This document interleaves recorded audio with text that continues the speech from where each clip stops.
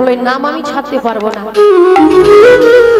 আপনি বলুন রাম রহিম আল্লাহ ভগবান জল পানি একই তো, সবই তো একই জানি, তবে কেন এত মারামারি, তবে কেন এত ফাটাফাটি, তবে কেন এত যুদ্ধ, কেন মানুষের সঙ্গে এত মানুষের শত্রুতা? নাম আমি ছাড়তে পারবো না। তাই যুগে যুগে ভগবান আসেন দুষ্টের দমন করবার লাগে, সৃষ্টির পালন কর্তা তিনি আসেন। তখন জানতে পারলো নাম যখন ছাড়বে না, জানতে পারলো চাঁদ কাজী গোড়াই কাজী এরা সবাই জানতে পারলো। আর সেই ঠাকুর হরিদাস শুনতে পেল এক মানব ঠাকুর বসে বসে নাম করছে আর বলছে কি বলছে, সর্বদেব করে যে আমার প্রাণ হয়, আমি তার দাস হই, ইহা নাহি সংশয়।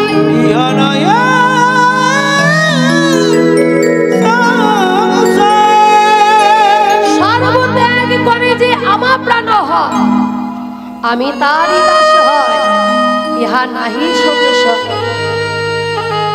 তাই শুনেছি একবার কৃষ্ণ নামে সকলে পাবে যাবে, সকলে পাবে যাবে।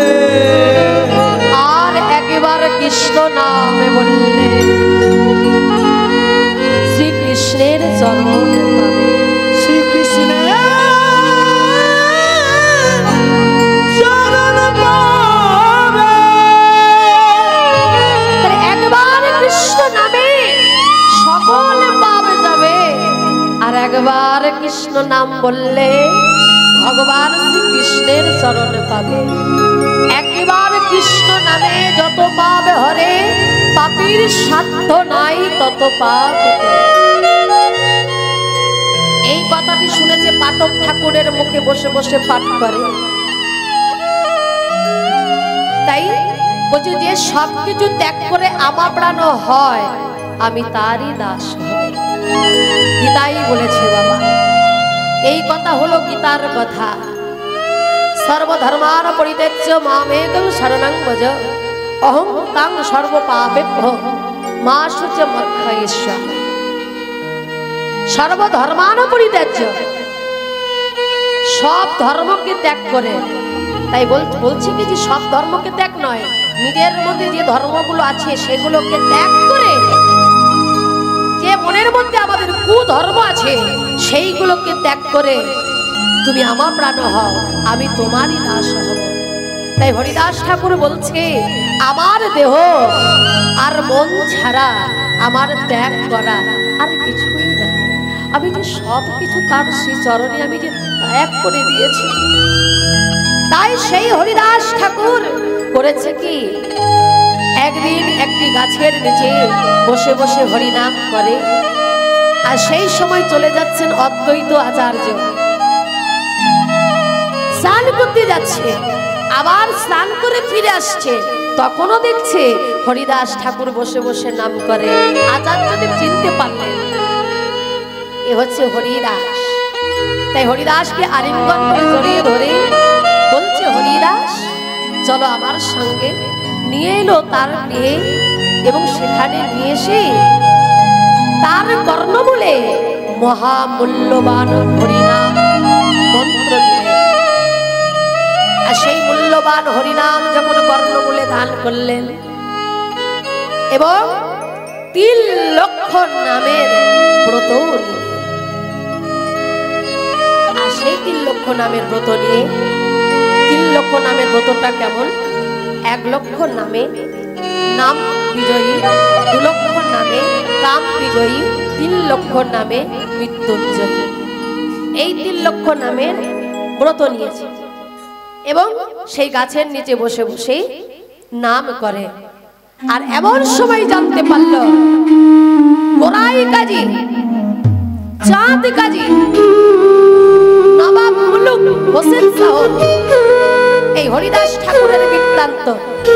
এবং জানতে পেরে তার ভাইগণকে ডেকে বলল, যাও হিন্দু মুসলমান হয়ে তার মুখে হিন্দুর নাম, তার মুখে হরির নাম, ওই হরিনামকে ছাড়তে হবে।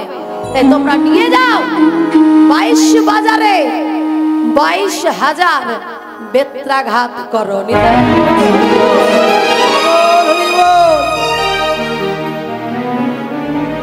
তাই 22 বাজারে 22,000 বেত্রাঘাত। হরিব ঠাকুরকে নিয়ে গিয়ে বেত্রাঘাত করছে। লাগাও চাবুক, লাগাও চাবুক।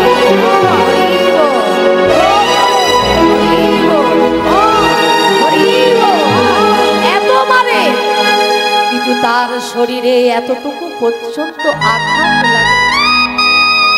যার শরীরে হরির বল রয়েছে তাকে করতে পারে কি চাবুক আঘাতে? হ্যাঁ, তাকে কি চাবুর আঘাতে কিছু করতে পারে? চাবুকের আঘাতে কিছুই করতে পারবে না। যত মারে তত মুখে হরি বল, যত চাবুকের আঘাত করে তত বলে হরি বল। কিন্তু এত মারলো, এতটুকু আঘাত তার শরীরে পর্যন্ত লাগলো, তার শরীরে এতটুকু পর্যন্ত আঘাত লাগেনি। শোনা, তোমরা আমাকে মেরে ফেলতে পারো, এই মারতে মারতে যদি আমার প্রাণ চলে যায় তবু মুখে আমি নাম। খন্ড খন্ড হয় দেহ যদি যাই না,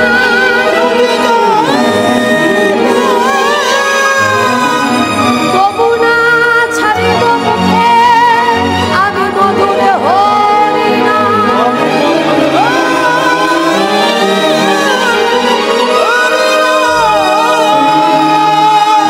দেহ যদি আমার ক্ষত বিক্ষত হয়ে যায়, প্রাণ যদি চলে যায়, তবু মুখে আমি নাম ছাড়ব। আমি এই মুখে কিছুতেই নাম ছাড়তে পারবো। তাই এত আঘাত করলো, কিন্তু মুখে তার রয়েছে কৃষ্ণ। কি বলে মুখে? আহা, কৃষ্ণ কেশব, কৃষ্ণ কেশব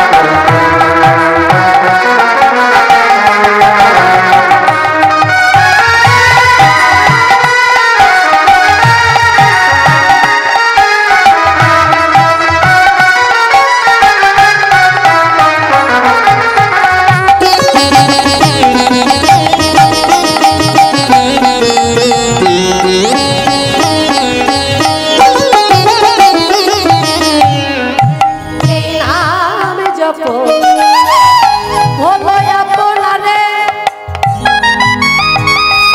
ভুলে যাই দিশা প্রেম প্রভাবারে জপ ভুলে যাই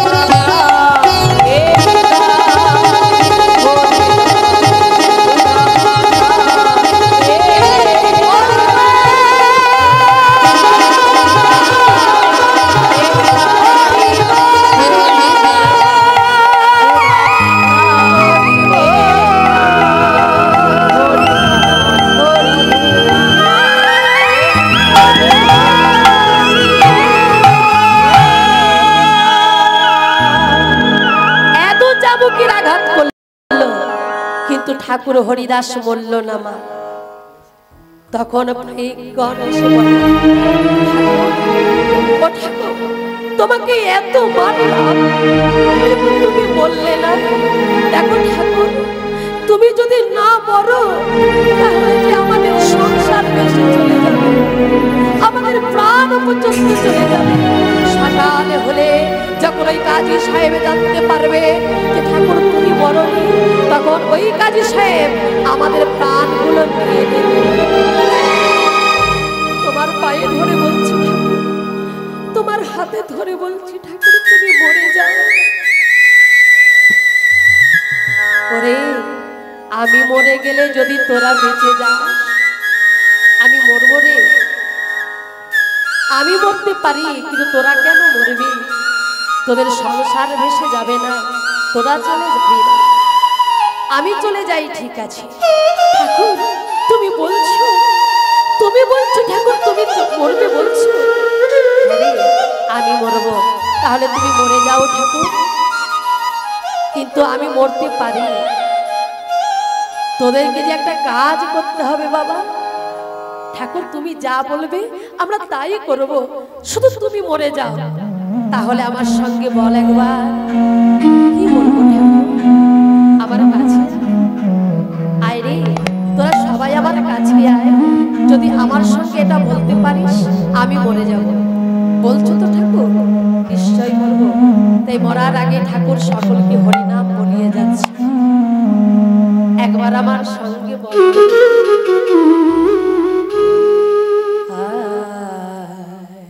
সবে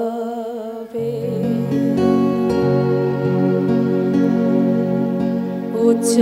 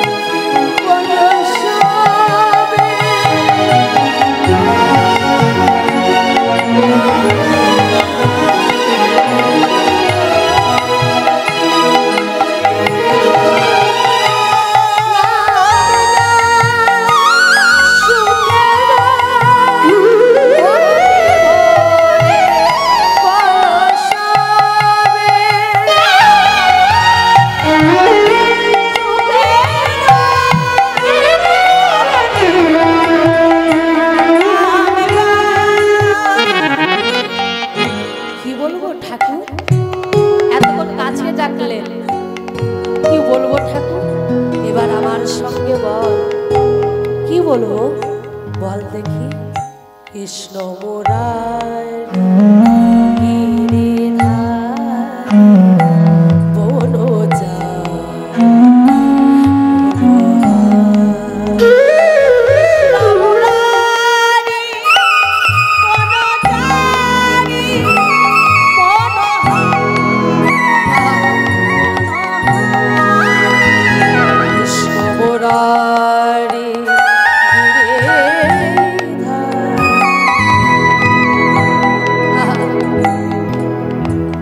বনচারী মনোহারী একবার আমার সঙ্গে বল দেখি আবার বল আমার সঙ্গে বল কৃষ্ণ মুরারী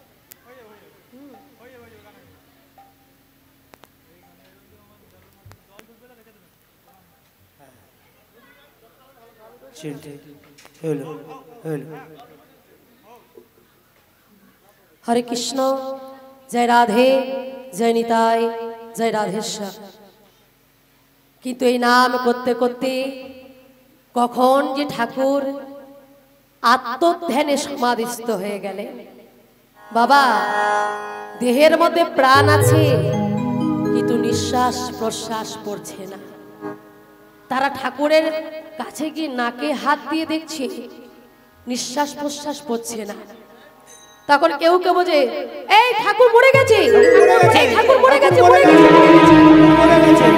কেউ কেউ বলছে ভালোই হয়েছে ওই ঠাকুর মরে গিয়ে আমাদের বাঁচিয়ে দিয়ে গেছে তবে মা খারাপের মাঝে ভালো মানুষও থাকে কেউ কেউ মনে মনে বলছে ঠাকুর আমরা তো চাইনি ঠাকুর যে তুমি মরে যাও তুমি যে নাম আমাদের বলিয়ে দিয়ে গেলে এই নাম আমরা কোনোদিন ভুলতে পারবো না কিন্তু কি করব ঠাকুর উপায় তো আমাদের নেই তাই তোমাকে মরতে হবে তুমি আমাদের ক্ষমা করে দিও ঠাকুর তাই কেউ যায় এই চল চল চল ওকে নিয়ে গিয়ে ওই গঙ্গা জলে ফেলে দিই না না কবর দেওয়া দরকার নেই মুসলিম ধর্মচ্যুত কবর দেওয়া দরকার নেই তাহলে কি করবি গঙ্গা জলে ফেলে দেব চল চল নিয়ে চল দেরি করিস না চল সবাই মিলে নিয়ে গিয়ে গঙ্গা জলে ফেলে দেব হরি বল তা নাকি আমরা জানবো হরি বল মায়েরা এই যে ঠাকুর ভাবছেন মরে গেছে ঠাকুর তো মরেনি বাবা তাহলে আমরা কি জানবো মানুষ কবার মরে হ্যাঁ এইদিকে মানুষ কবার মরে একবার না দুবার না চারবার না পাঁচবার একবার মরে বা কিন্তু এখানে শাস্ত্র কি বলছে দেখুন মানুষ 3.5 বার মরে মিলিয়ে নেবেন 3.5 বারটা মিলিয়ে নেবেন 3.5 বার কি করে মরে কামে ঘুমে ধ্যানে জমে তাহলে কাম ঘুমটা কেমন সংসারী মানুষ প্রতিনিয়ত কামনায় বাসনায় মরছে এটা কামে মরা আর ঘুমে মরাটা পরে বলছি এটা এখন হয়, কিন্তু এটা পরে বলছি। ধ্যানে মরা, ধ্যানে মরাটা কেমন? এই ঠাকুর হরিদাস যেমন আত্মধ্যানে সমাধিস্থ হলেন, দেহে প্রাণ আছে কিন্তু নিঃশ্বাস প্রশ্বাস পড়ছে না, এরাই কিন্তু ধ্যানে মরে। যারা সাধক, যারা সাধনা করে তারা আত্মধ্যানে মরে। দেহে প্রাণ থাকে কিন্তু প্রাণটা চলে যায় সেই সাধনার জায়গায়, দেহটা পড়ে থাকে, এরাই আত্মধ্যানে মরে। তা ধ্যানে মরা এটা। আর জমে মরা, জমে মরা কি বলে? বলো হরি। হ্যাঁ, একবারে এই লোক থেকে পরলোকে চলে যাওয়া। তাহলে আপনারা বলবেন 3.5 বার কি করে হয়? এবার 3.5 বার, যেটা দ্বিতীয় কথাই আমাদের ছিল, ঘুমে মরা। এবার মিলিয়ে নিন যে 3.5 বার কি করে মরা হয়। মানুষ যখন ঘুমায় তখন অর্ধেকটা মৃত, অর্ধেকটা জীবিত। তাহলে অর্ধেকটা মৃত, তাহলে কতবার হলো? 3.5 বার হলো না? হরি বল। অর্ধেকটা মৃত, অর্ধেকটা জীবিত, এটা হচ্ছে 3.5 বার মরা। তাই মানুষ 3.5 বার মরে। হরি বল। তাই সেই ঠাকুর হরিদাস কিন্তু মরেনি। তারা ভেবেছে মরে গেছে, তাই তারা কবর না দিয়ে ওই গঙ্গার জলে ফেলে দিয়েছে। ভক্তমণ্ডলী মায়ের, যেখানে স্বয়ং ভগবান আছে সেখানে কেউ কি করতে পারে? যখনই গঙ্গার জলে ফেলে দিল, আপনারা বলুন, গঙ্গার জলে যে ফেলে দিল, আগে জানতে হবে গঙ্গার উৎপত্তি কোথা থেকে হয়েছে। নারায়ণের চরণ থেকে মা গঙ্গার উৎপত্তি হয়েছে বাবা। তাহলে মা গঙ্গার চরণ থেকে যদি, নারায়ণের চরণ থেকে যদি মা গঙ্গার উৎপত্তি হয়, তাহলে সেই ভগবান কি ভক্তকে মারতে পারে? ভক্তের কখনো মৃত্যু হয়? সেই ভক্ত কখনো মরতে পারে? নমেই ভক্ত প্রণশ্যতি। ভগবানের রূপান্তর হয় কিন্তু ভক্তের রূপান্তর হয় না। তারপরে মা গঙ্গার জলে ফেলে দিল। আচ্ছা মায়েরা, সংসারী মানুষ আমরা যারা আছি, আমরা সবাই কি করি? পবিত্র হই। তা কোথায় পবিত্র হই? গঙ্গার জলে স্নান করে আমরা পবিত্র হই। একটু কথাটা ভালো করে শুনুন। কিন্তু যাদের গঙ্গা অনেকটা দূরে যাওয়া সম্ভব নয়, তো তারা কি করে পবিত্র হবে? বলতে পারেন? তাদের কাছে তার গঙ্গা নেই, তাহলে তারা কি করে পবিত্র হবে? ওই জন্য ব্রাহ্মণ ঠাকুর আগে হাতে একটু গঙ্গা জল দেয়, দিয়ে কি বলে? অপবিত্র পবিত্র বা। তাহলে আমরা অপবিত্র আছি, গঙ্গায় স্নান করে পবিত্র হব, তাই হাতে গঙ্গা জলটি দিয়ে বলো পবিত্র বা। ঠিক আছে? সর্বাবস্থাং গত হবি বা যশ্বরে পুণ্ডরিকাক্ষং স্বভাজ্যান্তর নমঃশুচি নমঃশুচি নমঃশুচি। যাদের কাছে গঙ্গা নেই তারাই হাতে গঙ্গা জল দিয়ে ঠাকুর মশাই যা বলাবে তাই বলবেন, আপনারা পবিত্র হয়ে যাবেন।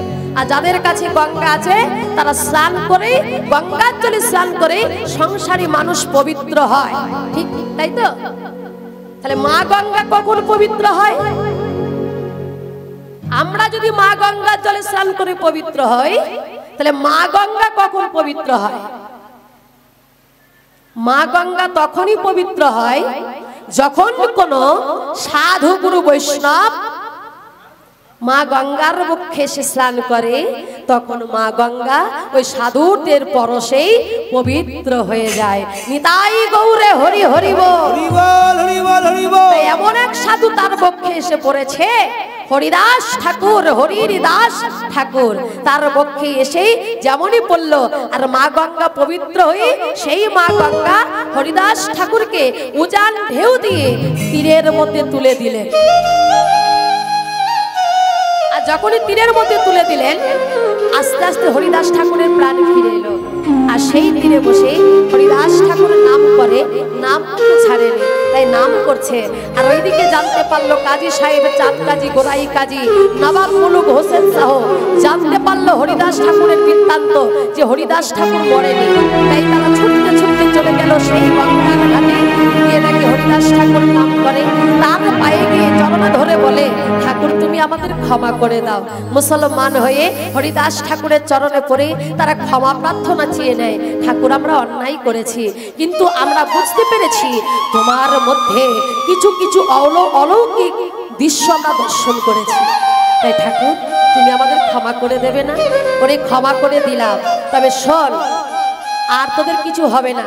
আমিও বলছি, আমরাও বলছি ঠাকুর, এবার থেকে তুমি যেখানে খুশি, যতদিন খুশি, যতদিন ইচ্ছা তুমি সেই জায়গায় বসে নাম করতে পারবে, আর তোমার কেউ বাধা দেবে না। তাই হরিদাস ঠাকুর একদিন চলে গেলেন কোথায়? একটা নির্জন স্থানে, যেখানে মনের ভাবে মনের আনন্দে নাম করা যায়, যেখানে আমাকে কেউ কিছু করতে পারবে না। কিন্তু তাই কখনো হয়, নামে বাধা দেওয়ার জন্য সবাই আছে। তাই এক জায়গায় চলে গেল, সেটা কোথায়? বেনাপোলের জঙ্গলে। সেইখানে গিয়ে হরিদাস ঠাকুর বসে বসে নাম করে। আর ওইদিকে যারা জঙ্গলের দিকে যাওয়া আসা করে, যারা কাঠুরে, তারা যাওয়া আসা করে, যেতে যেতে দেখে এক সাধু বাবা ওই জঙ্গলে বসে বসে নাম করছে, আর তার শরীর থেকে এক জ্যোতি যেন বেরিয়ে আসছে। তাই একান ওকান হতে হতে অনেক মানুষের সমাগম হয়ে গেল। তাহলে অনেক মানুষের যদি সেই জায়গায় সমাগম হয়, তাহলে সেই জায়গাটা কি হবে? একটা তীর্থস্থান পরিণত হয়ে যাবে, তাই না? তা তীর্থস্থানে যখন পরিণত হতে শুরু হয়ে গেল, তখন চলে গেল রাজা রামচন্দ্র খায়ের কানে এই কথাটা। তখন রাজা রামচন্দ্র খা চিন্তা করছে, তাহলে আমাকে তার কেউ রাজা বলে মানবে না, সবাই যাবে। এক কাজ করো, ওই জঙ্গল থেকে তাকে তাড়িয়ে দাও, নইলে জঙ্গলে আগুন ধরিয়ে দাও। জঙ্গলের মধ্যে আগুন ধরিয়ে দিল মা, দাও দাও করে আগুন জ্বলছে। এত হুলাহুলি শুরু হয়েছে, সব পুড়ে যাচ্ছে, কিন্তু ঠাকুর হরিদাস যেখানে নাম করছে সেই জায়গায় কোনো আগুন নেই। চলে এলো এমন এক ঝড় বৃষ্টি, সেই ঝড় বৃষ্টিতে আগুন নিভে গেল। আর যারা এ কর্ম করলো তাদেরই ঝড় চলে, তাদের ঘর বাড়ি ভেসে চলে গেল। তাই বলবে হরি হরি বল। পরের ক্ষতি করলে নিজের ক্ষতি আগে হয়, তাই তাদের হলো।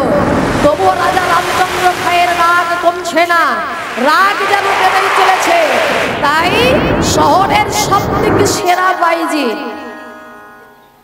শ্রেষ্ঠ গণিকা, যার নাম হলো লক্ষ্যহীরা, আর কিছুতে পারলো না, এক নারীকে ডেকে নিয়ে তার ধ্যান ভাঙার জন্য, তাকে নষ্ট করবার জন্য, তাকে ভস্ম করবার জন্য। হ্যাঁ, তাই চলে এলো সাধুর কাছে। এবার রাজা রামচন্দ্র খায়ের কথা মতো লক্ষ্যহীরা চলে গেল কোথায়? সেই সাধুর জঙ্গলে।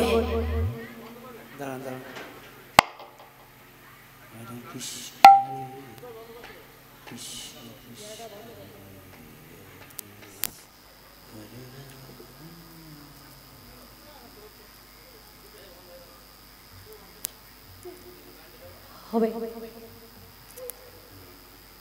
হ্যালো। এবার লক্ষ্যহীরা ভালো করে সেজে গুজে চলে যাচ্ছে সেই জঙ্গলে। সাধু সাধু, এই যে সাধু, আমি এসেছি তোমার কাছে, আমাকে কথা বলো সাধু। হরিদাস ঠাকুর বলে উঠল, এসো মা, মা বলে ডেকে ফেলেছি। এসো মা, বসো। বসবার আসন দিয়েছে। লক্ষ্যহীরা তো, লক্ষ্যহীরার নাম কেন হলো মা? শুনে নি, লক্ষ্যহীরার নাম কেন হলো? লক্ষ্যটা হীরা এক জায়গায় রাখলে যা জ্যোতি, সেই জ্যোতি রয়েছে লক্ষ্যহীরার মধ্যে। বুঝতে পারলেন? লক্ষ্যহীরা মানে বুঝতে পারছেন তো?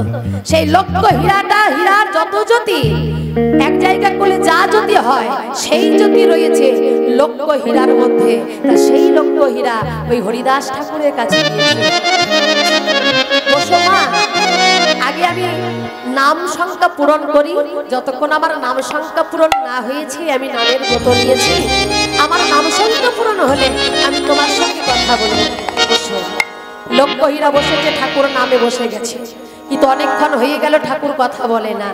আর লক্ষ্যহীরা থাকতে পারছে না, তাই ঠাকুরকে বলছে, ও ঠাকুর, ও সাধু, একটিবার কথা বলো। আমি যে তোমার কাছে এসেছি, কেন এসেছি তা তুমি জানো? শোনো সাধু, আমি তোমার সঙ্গে করিব প্রেম, হবে না তোমার সঙ্গে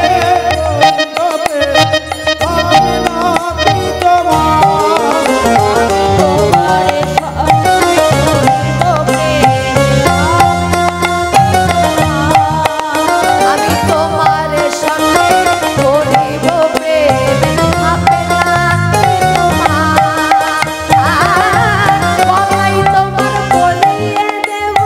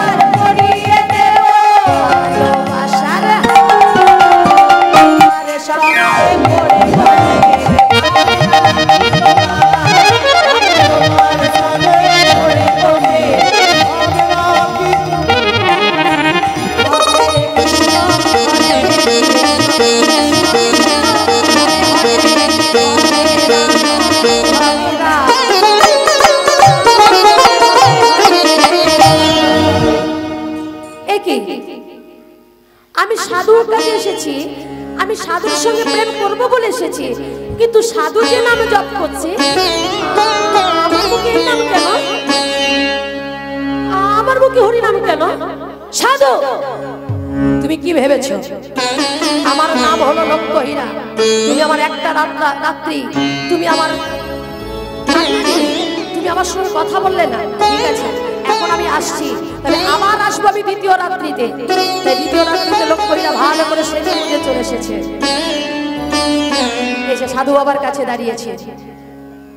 সাধু, এইরকমই এসেছি সাধু। আবার বললেন, বসো মা, তুমি তো জানো আমি নামের ব্রত নিয়েছি, যতক্ষণ আমার নাম সত্য পূরণ না হচ্ছে, আমি ততক্ষণ তোমার সঙ্গে কথা বলতে পারবো না। ঠাকুর ধ্যানে বসে গেলেন, লক্ষ্যহীরা ধৈর্য মানছে না। আজকে আমি তোমাকে আর গানে নয়, আজকে আমি তোমাকে আমার নাচে তোমার এই ভুবন আমি ঘুরিয়ে দেব। শোনো সাধু, আমি শুরু করে দিচ্ছি আমার এই নৃত্য গীত। তাই লক্ষ্যহীরা শুরু করে দিয়েছে তার নাচ গান। চলো।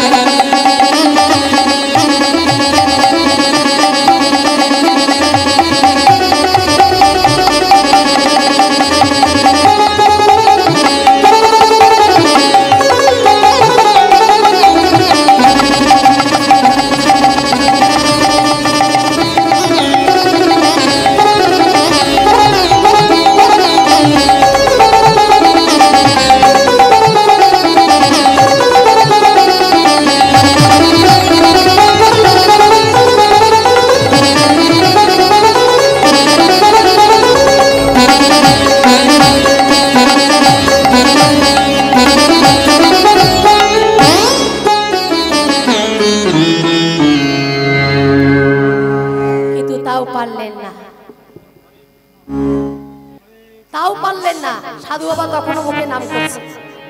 একটু গেন্ডা ধরে আবার চলে গেল লক্ষ্য। এবার তৃতীয় রাত্রি, শোনো, এই হলো আমার শেষ রাত্রি। আমি তোমার হব, তুমি আমার হব, আজ দুটোর মধ্যে একটা হবে। আমি আসছি। লক্ষ্যহীরা তৃতীয় রাত্রিতে চলে এসেছে। আবার তৃতীয় রাত্রিতে এসে সাধু বাবার কাছে দাঁড়িয়েছে। ঠাকুর, আমি এসেছি। আজকে তুমি যদি আমার না হও, আজকে আমি তোমার হব। সাধুজি গো একটি বার হরে কৃষ্ণ হরে কৃষ্ণ, মুখি তুলে যাও মনে, সাধুজি গো একটি বার মুখ তুলে যাও মনে, সাধুজি গো একটি বার মুখ তুলে যাও মরে পানে, সাধুজি গো একটি বার মুখ তুলে যাও মরে পানে। তুমি কত সুন্দর নিজেও জানো না,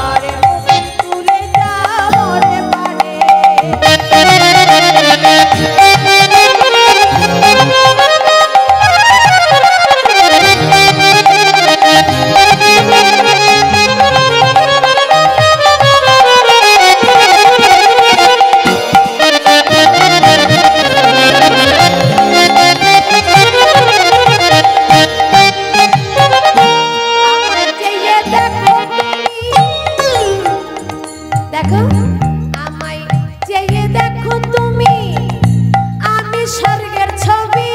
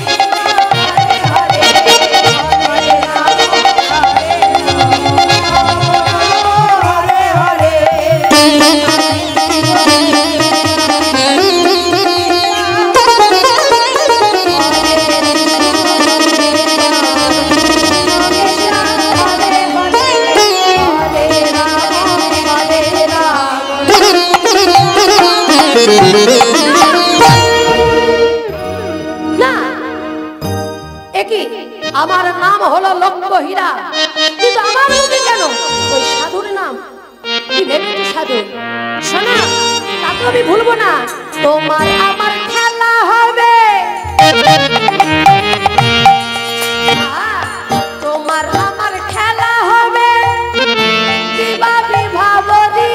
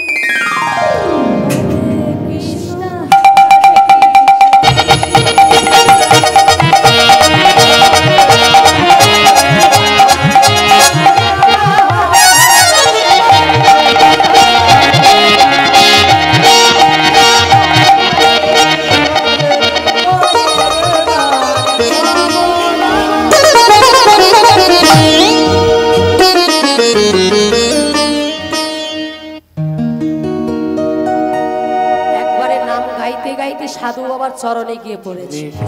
ওঠো ওঠো মা ওঠো। তুমি আমার চরণে পড়লে কেন? আমি সামান্য একজন সাধু বাবা, আমি এখানে নাম করি, তা তুমি আমার চরণে পড়লে কেন? সাধু, তুমি আমায় ক্ষমা করে দাও, আমি বুঝতে পারিনি সাধু, তুমি আমায় ক্ষমা করে দাও। ওঠো মা। না,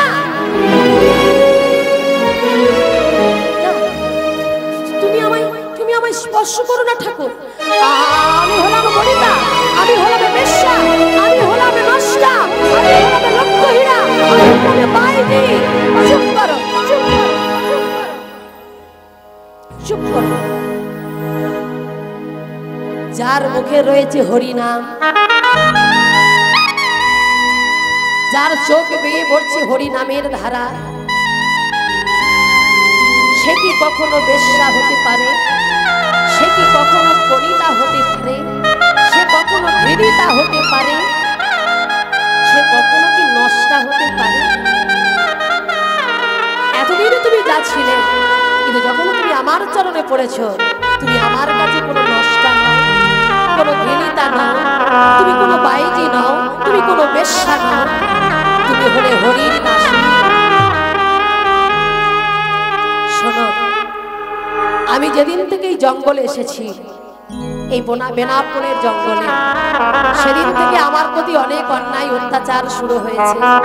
সবই আমি জানি, কিন্তু আমি মনে ভেবেছিলাম সেদিনই আমি এই জঙ্গল ছেড়ে চলে যাব ভেবেছিলাম, কিন্তু আমি যেতে পারিনি। কেন জানো?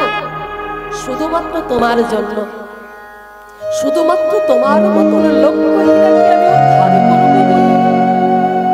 যার শরীরে রয়েছে লক্ষ্যটা হীরার জ্যোতি, যার নামে লক্ষ্য হীরা, সেই নামি দামি লক্ষ্য হীরা আজকে হরির দাসী হয়ে, আজকে হরিদাস ঠাকুরের চরণে লুটিয়ে পড়ে, আজকে সব কিছু ত্যাগ করে সে কি চাইছে? আজকে সে হরির দাসী হতে চাইছে। তাই তোমার মতন লক্ষ্য হীরাকে উদ্ধার করবো বলেই তো আমি এসেছি। আমি জানি তোমাকে কে পাঠিয়েছে, কিন্তু মা যাও, তোমার সে সময় হয়ে এসেছে। এতদিনে তোমার লক্ষ্য হীরার অহংকার কেটেছে। যাও, গঙ্গায় স্নান করে এসো। স্নান করে এসেই লক্ষ্য হীরাকে বস্ত্র পরিয়ে দিয়েছে, গেরুয়া বস্ত্র, গলায় তুলসী কাষ্ঠের মালা, চন্দন সেবা, তিলক সেবা, আহা সবকিছু করে দিয়ে তার কখনো বলে এবার মহামূল্যবান সেই হরির নাম মন্ত্র দান করে দিলেন। এবং যখন মন্ত্র দেওয়া হলো, আজ থেকে তোমাকে মন্ত্র দিলাম, তুমি হলে আমার শিষ্যা, আজ থেকে তোমার নাম হলো কৃষ্ণ প্রিয়া। আজ থেকে তোমার নাম দিলাম কৃষ্ণ প্রিয়া। মা, আমার কাজ শেষ, এবার আমায় বিদায় দাও, এবার আমি আসি। না না ঠাকুর, তুমি আমাকে ছেড়ে চলে যেতে পারো না, তুমি আমায় ত্যাগ করতে পারো না। এতদিন আমি লক্ষ্য হীরার অহংকারের মঞ্চে বসেছিলাম, কিন্তু যখন থেকে আমি তোমার সঙ্গ পেলাম, তুমি আমাকে ছেড়ে চলে যেতে পারো না। যখন তুমি আমাকে সঙ্গ দিলে থাকো, তবে শেষ অন্তিম তুমি আমার সঙ্গই দাও, তুমি আমার কাছে থেকে যাও।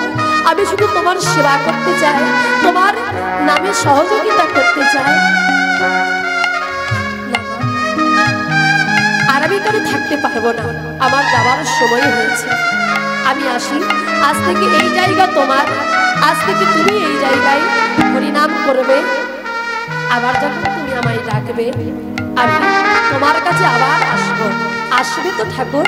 ডাকলে আসবে তো? নিশ্চয়ই আসবে। আমি আসি লক্ষ্য হীরা, আমি আসি কৃষ্ণপ্রিয়া, আমি আসি।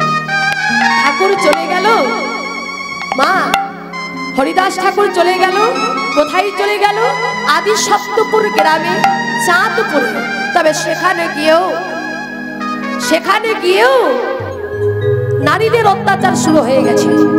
আবার সেই নারীগুলোকে আবার উদ্ধার করে ঠাকুর হরিদাস চলে এলো ফুলিয়ায় অদ্বৈত আচার্য গিয়ে সেখানে চলে এসেছেন মহাপ্রভু। আর মহাপ্রভুকে দর্শন করে হরিদাস ঠাকুর কে উঠল? কি কে উঠল? দেখো কে এসেছি, এসেছে ব্রজের বাঁকা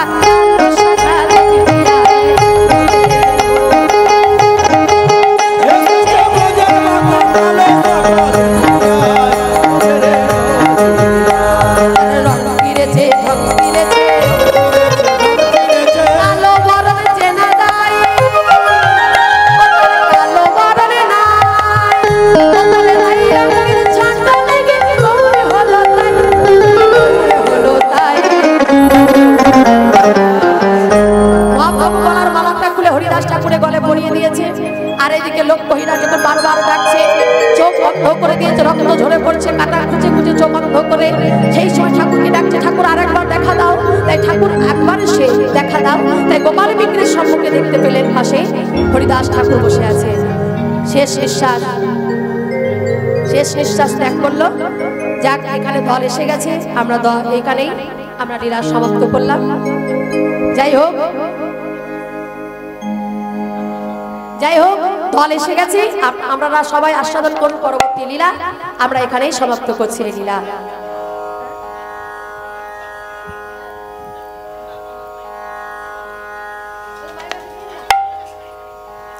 এবার হরিদাস শেষ বিদায়, লক্ষ্যহীরা কাজীর হরিদাস ঠাকুর চলে এলো। আজ এই হরিদাস ঠাকুর চলে এলো, আর হরিদাস ঠাকুরকে গোপাল বিগ্রহের পাশে দর্শন করেই আর সঙ্গে সঙ্গেই লক্ষ্যহীরা যখন এই হরিদাস ঠাকুরকে দেখলেন, শেষ নিঃশ্বাস ত্যাগ করলো, আর উনি তার বিদায় হয়ে গেল। তাই শেষ বিদায় জানি আমরা এখানে লীলা সমাপ্ত করব। বিদায় বেলা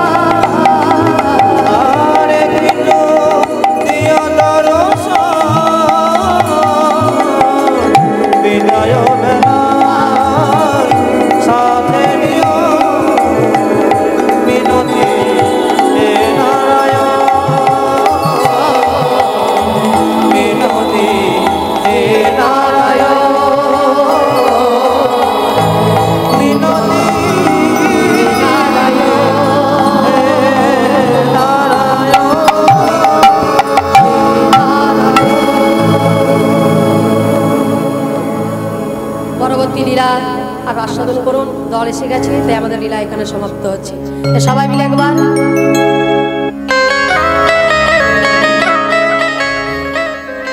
সবাই মিলে জয় রাধে রাধে গোবিন্দ বলো জয় রাধে রাধে গোবিন্দ বলো জয় জয় রাধে জয় রাধে জয় রাধে জয় রাধে হরি বল হরি বল হরি বল প্রেমানন্দে নিতাই গৌর হরি হরি বল। জয় জয় রাধে শ্যাম রাধা রানী কি।